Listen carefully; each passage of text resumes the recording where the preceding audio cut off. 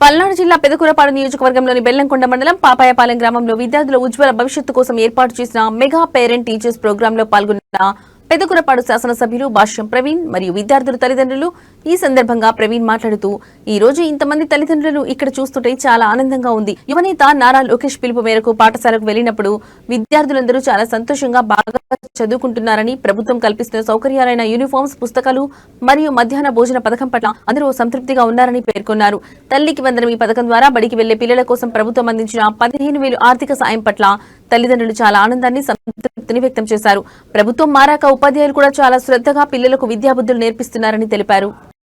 చదువుకొని మీ తల్లిదండ్రులు కష్టపడేది వ్యవసాయం చేసినా ఏం చేసినా మీకోసమే.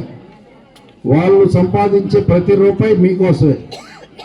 వాళ్ళు తిన్నా తినకపోయినా మీకు మంచిగా పెట్టాలని అనుకుంటారు. అట్లానే వాళ్ళు మంచి బట్టలు వేసుకున్నా వేసుకోకపోయినా మీకు మంచి బట్టలు కొని పెట్టాలనుకుంటారు. వాళ్ళకి మంచి నగలు లేకపోయినా మీకు మంచి నగలు కొని పెట్టాలనుకుంటారు. అవునా కాదా? మీరు వాళ్ళు కష్టపడేది ప్రతిదీ మీకోసమే. మీరు వాళ్ళకి ఇవ్వాల్సింది ఏంటంటే సాటిస్ఫాక్షన్. సాటిస్ఫాక్షన్ ఎప్పుడు వస్తుంది? సంతృప్తి ఎప్పుడు వస్తుంది?